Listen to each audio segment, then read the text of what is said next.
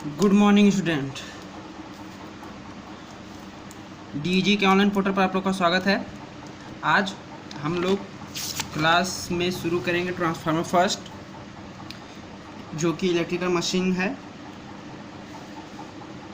और जिन लोगों ने चैनल को सब्सक्राइब नहीं किया है वो प्लीज़ सब्सक्राइब कर लें और लाइक ज़रूर कर दें। तो चलिए शुरू करते हैं ट्रांसफार्मर फर्स्ट। तो ट्रांसफार्मर होती क्या है, पहले इसकी डेफिनेशन हम लोग देख लेते हैं।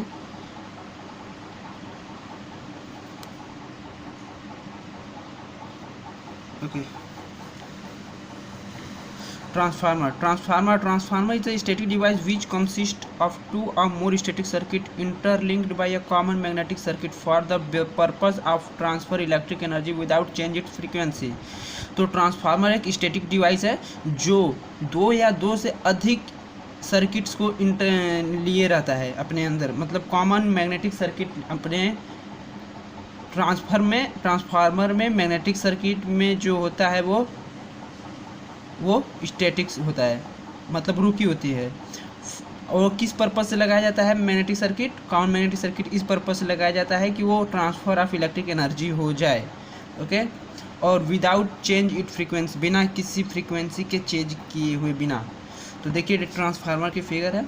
एसी सप्लाई देने पर प्राइमरी वाइंडिंग में करंट फ्लो करेगी। करंट फ्लो करने की वजह से जो करंट फ्लो करेगी उसकी वजह एक बैक ईएमएफ इंड्यूस्ड होगा। बैक ईएमएफ किस में इंड्यूस्ड होता है? हमेशा एक इंडक्टर में ही बैक ईएमएफ इंड्यूस्ड होता है, जो कि ये इंडक्टर के फॉर्म में भी है। और इस ईएमएफ के इंड्यूस्ड होने पर यहाँ पर एक मैग्नेटिक फ्लक्स इंड्यूस्ड होगा। ये मैग्नेटिक फ्लक्स इस कॉमन सर्किट द्वारा इस वाइंडिंग में आएगा।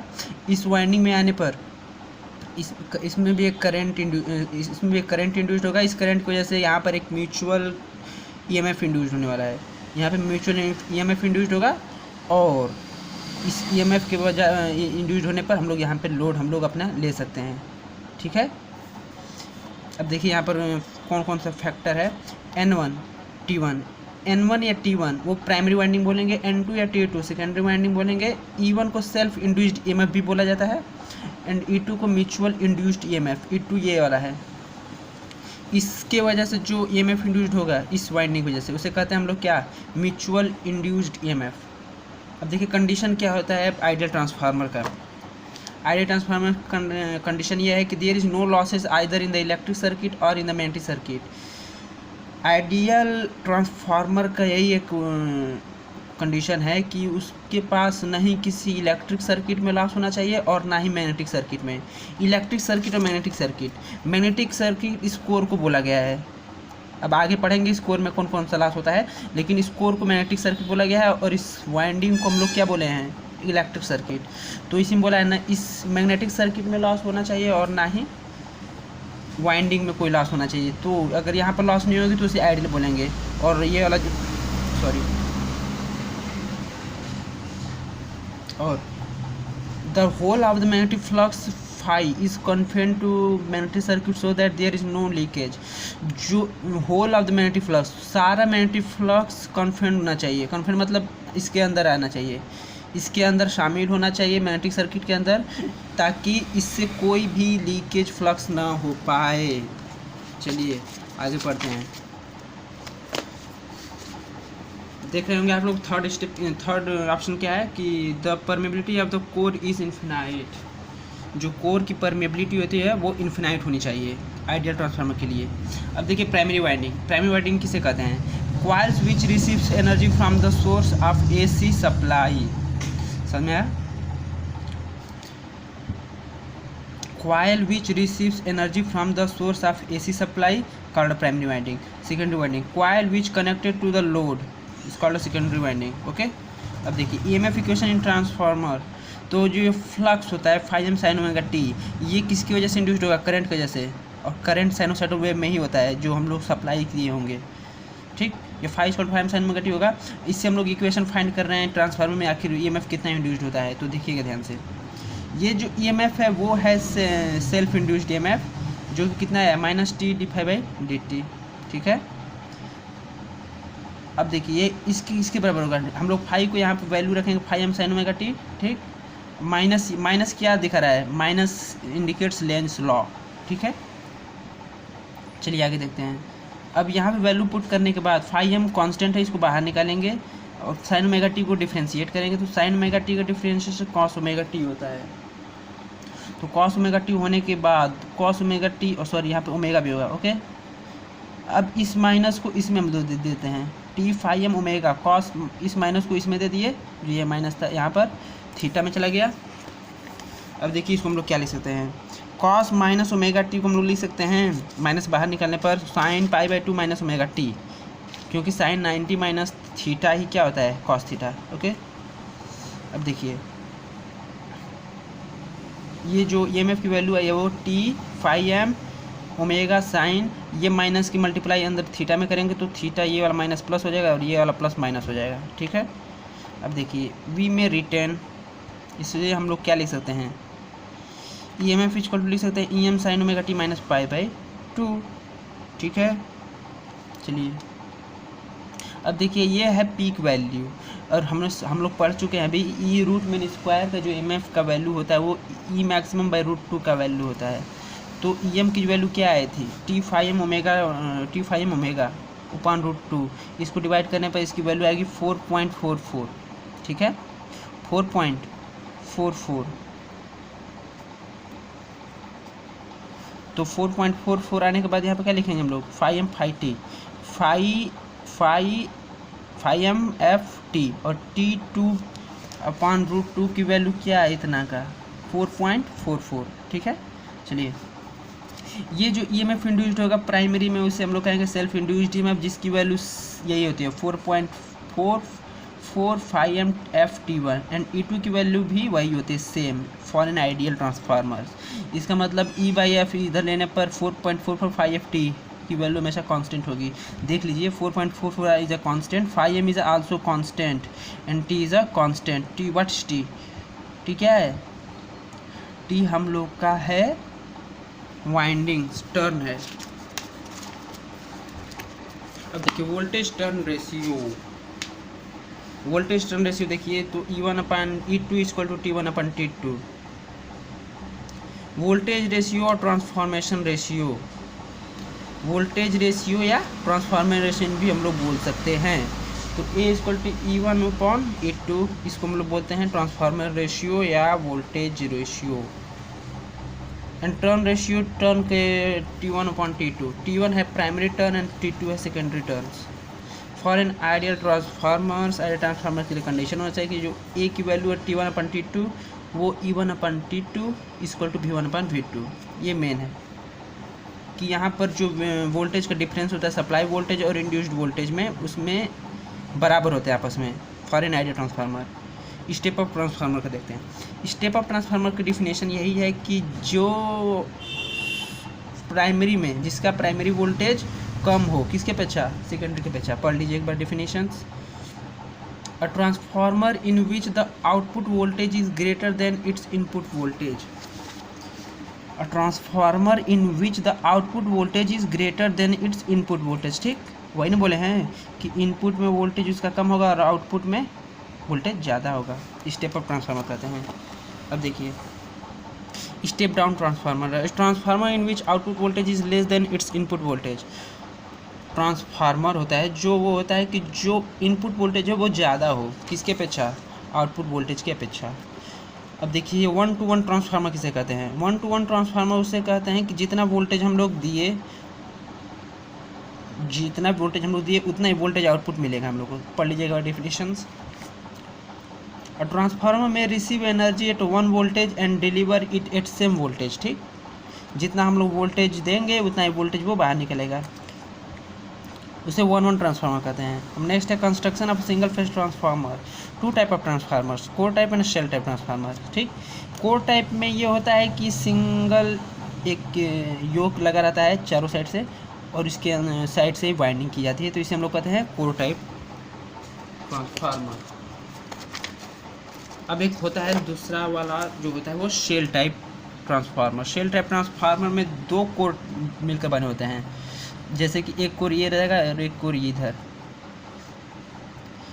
ठीक है, अब देखिए जो हम लोग पीछे पढ़े हुए थे आइडियल ट्रांसफार्मर के लिए कंडीशन क्या होनी चाहिए, उसको अब थोड़ा सा और अच्छे से पढ़ लेते हैं। तो कंडीशन क्या थी आइडियल ट्रांसफार्मर की कि प्राइमरी कोई भी मैग्नेटिक या इलेक्ट्रिक लॉस नहीं होना चाहिए। तो देखिए पहले इलेक्ट्रिक लॉस की बात करें तो निग्लिजिबल प्राइमरी और सेकेंडरी रेजिस्टेंस, मतलब प्राइमरी और सेकेंडरी का जो वाइंडिंग हो उसमें रेजिस्टेंस क्या हो, नेग्लिजिबल हो, पूरा शून्य हो समझ लीजिए।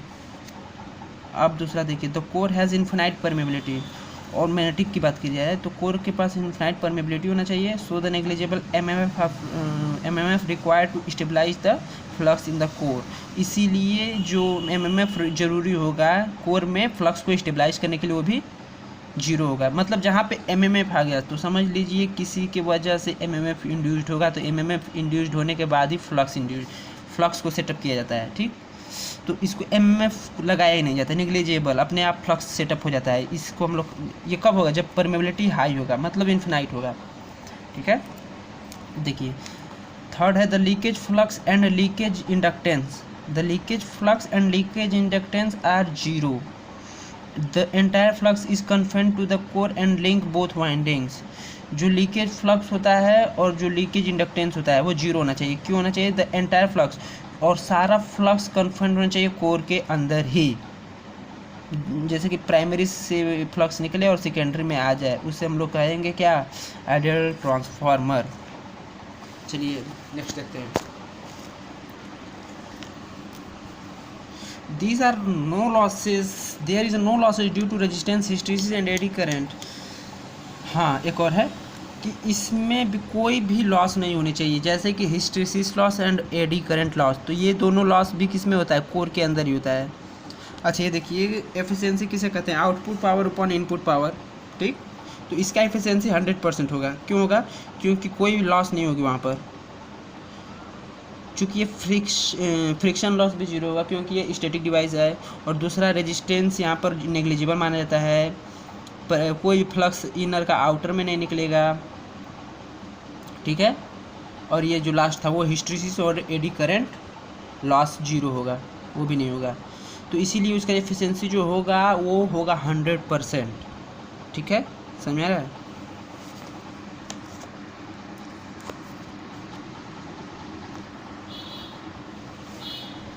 चलिए ये देखिए, ये जो फिगर बना हुआ है वो है आपका आइडियल ट्रांसफार्मर के लिए फेजर डायग्राम। तो फेजर डायग्राम ध्यान से देखिएगा, आप बता रहे हैं। रेफरेंस लेकर चलते हैं हम लोग फाई को। तो ये देखिए फाई रेफरेंस है। ठीक, अब ये फाई किसकी वजह से इंड्यूस्ड हुआ है, करंट जो है प्राइमरी में उसकी वजह से इंड्यूस्ड हुआ है। ठीक, अब ध्यान देंगे आप लोग कि जो करंट की वैल्यू थी इससे आ जाए पहले जो हम लोग वोल्टेज अप्लाई करेंगे। ठीक, चूँकि ये जो है इंडक्टिव केस का पढ़ रहे हम लोग, तो वोल्टेज अप्लाई किए हैं तो इससे 90 डिग्री करंट हमेशा लैग करती है। 90 डिग्री करंट हमेशा लैग करती है, पीछे चली जाती है वोल्टेज से। और ये भी ध्यान देने वाले कि ये करंट का नहीं, ये फ्लक्स का है। तो याद रखिएगा करंट की दिशा में ही फ्लक्स की दिशा होती है। ठीक, क्योंकि करंट की वजह से ही फ्लक्स इंड्यूस्ड होता है। चलिए आगे देखते हैं। अब इससे 90 डिग्री लैग करने के बाद अब फिर से देखिएगा जो वोल्टेज इंड्यूस्ड हुआ है, सॉरी इंड्यूस्ड नहीं, जो हम लोग सप्लाई किए थे V1, हम लोगों ने पढ़ा हुआ है कि जो वो इंडक्टर में वोल्टेज इंड्यूस होता है वो बैक ईएमएफ बोला जाता है, चाहे सेल्फ इंड्यूस्ड ईएमएफ। तो बैक ईएमएफ का मतलब ये है कि जिधर हम लोग वोल्टेज सप्लाई करें ठीक उसके विपरीत दिशा में वोल्टेज सप्लाई होगा। तो देखिए ठीक विपरीत दिशा मतलब 180 डिग्री। इधर देखिए ये E1 है और E2 है। E1 E2 यहाँ पर लिखने का मतलब ये हुआ कि जिस साइड जिधर पोलैरिटी E1 की होगी सेल्फ इंड्यूस्ड ईएमएफ की, सेम पोलैरिटी किधर होगी E2 की, मतलब म्यूचुअल इंड्यूस्ड ईएमएफ की। तो यहाँ से वहाँ तक 180 डिग्री बैक हो जाता है ईएमएफ। ये अपोजिट दिखाने का मतलब यही है कि बैक ईएमएफ लग रहा है। ठीक है, अब देखिए एक चीज़ इसमें और है कि जो हम लोग I1 करंट फ्लो कराए थे इसमें वो है I1। ठीक, प्राइमरी में फ्लो कराए थे ना सोर्स द्वारा, तो I1 करंट की दिशा में फाई एम हो जाएगा। अब देखिए I1, अब ये जो I म्यू है यहाँ पर हम लिखेंगे कि I म्यू मैग्नेटिक क्या, मैग्नेटिक करंट है। ठीक है, कौन सा करंट है, मैग्नेटिक करंट बोलते हैं, चाहे मैग्नेटाइजिंग करंट भी बोलते हैं इसे। I म्यू मैग्नेटाइजिंग करंट है। अब देखिए I दो प्रकार इसमें करंट होंगे, एक होंगे मैग्नेटाइजिंग करंट और एक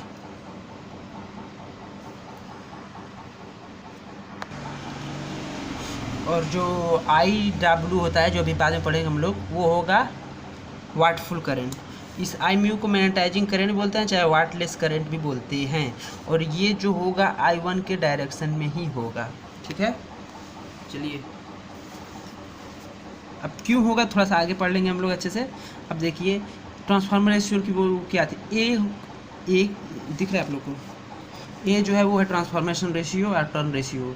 तो ए पढ़े थे हम लोग कि किसी बराबर T1/T2 E1/E2 equal to V1/V2 I2/I1। ये इक्वेशन फर्स्ट है। चलिए देखिए आगे, इसीलिए I1 T1 इसको लीजिए और इसको लीजिए, कंपैरिजन कर लीजिएगा, ये फर्स्ट एंड लास्ट। तो ये आएगा I1 T1 equal to I2 T2, फिर E1 I1, सबको आप एक एक बार कंपैरिजन कर लेना है। ठीक, देखिए जो सप्लाई वोल्टेज और सप्लाई करंट हो जाएगा वो हो जाए, इसे हम लोग बोलते हैं S1 S2। यहाँ पे S1 होगा और यहाँ पे S2, इसका S1 हो जाएगा, इसका S2 हो जाएगा। ठीक, चलिए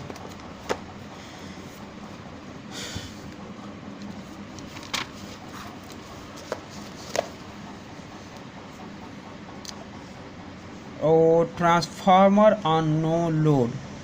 अब एक चीज़ और देख लीजिए कि input volt ampere equal to output volt ampere for an ideal transformer. दिख रहा है, चलिए देखिए,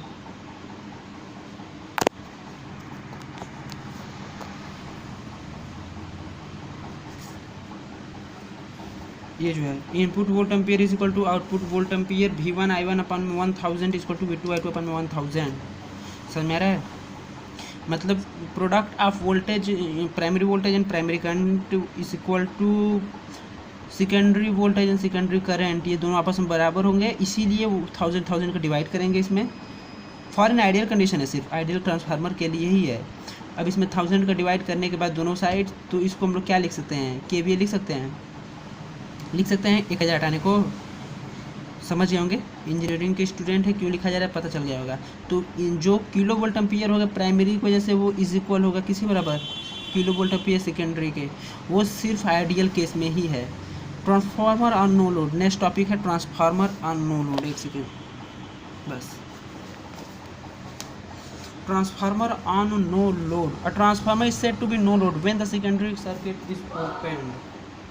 ठीक है, सर्किट ओके, जब सेकेंडरी वाइंडिंग खुली हो उसे हम लोग कहेंगे नो लोड करंट। ट्रांसफार्मर को कहा जा सकता है no load current when secondary winding is open circuit. ठीक, चलिए आगे देखते हैं। तो हम लोग पढ़ेंगे डायग्राम के अनुसार, ये जो लिखा हुआ हम बता देंगे आप लोग को अच्छे से।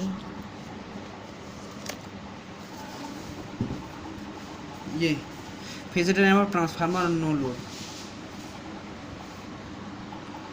चलिए देखते हैं। फेजर डायग्राम ट्रांसफार्मर और नो लोड में क्या होता है कि जो अभी हम लोग पढ़े थे, क्या फेजर डायग्राम इस तरफ कि फाइव को रेफरेंस मानेंगे, फाइव को रेफरेंस मानते हैं, चलिए ठीक है, फाइव रेफरेंस माना गया है, और फिर इससे 90 डिग्री पीछे, चाहे इससे बोल सकते हैं V1 जो है वो 90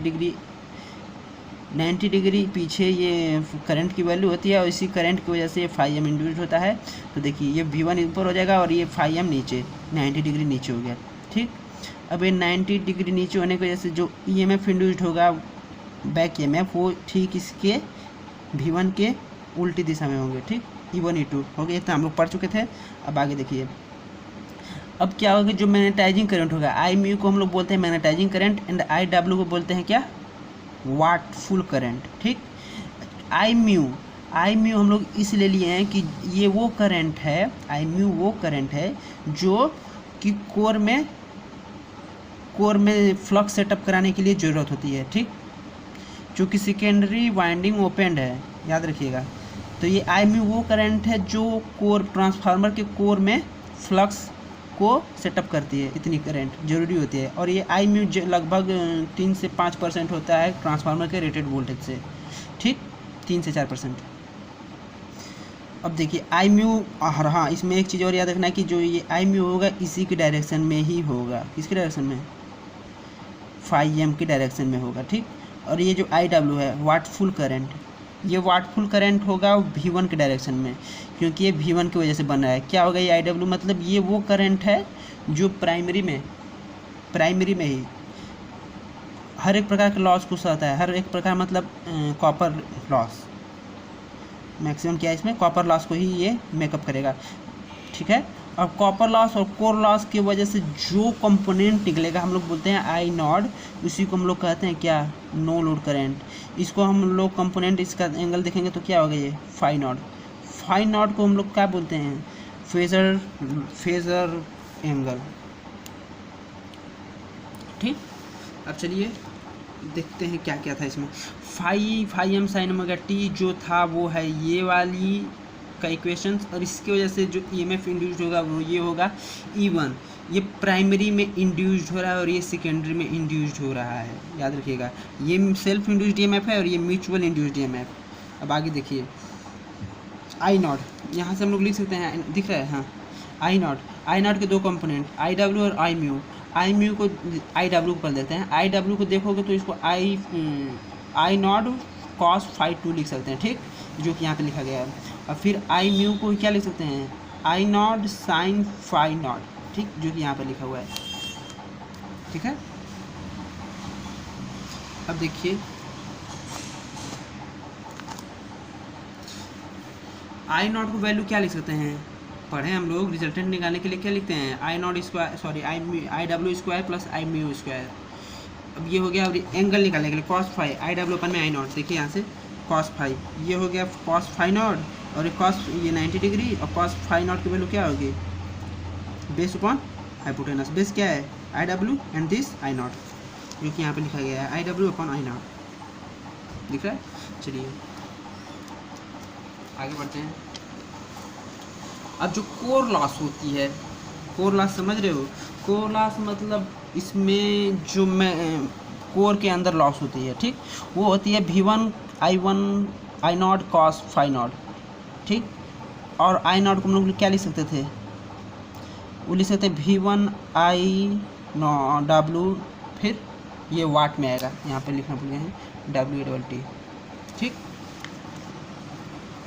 अब मैग्नेटाइजिंग रिएक्टिव वोल्ट एम्पियर, ये जो होगा वो वोल्ट एम्पियर रिएक्टिव होगा, V I naught sine phi naught. इसे हम लोग अपरेंट पावर भी कहते थे, याद है आप लोग को, apparent power. Magnetising reactive volt ampere किससे बराबर होगा, V1 I naught sine phi naught equal to V1 I mu and this is a volt ampere reactive, ठीक। अब नो लोड इक्विवेलेंट सर्किट का फिगर देख लीजिए। चलिए ज़्यादा लंबा वीडियो हो गया, हम लोग कल पढ़ेंगे इसको, अभी के लिए बस इतना ही, फिर मिलेंगे अगले लेक्चर में। अभी के लिए धन्यवाद, बाय।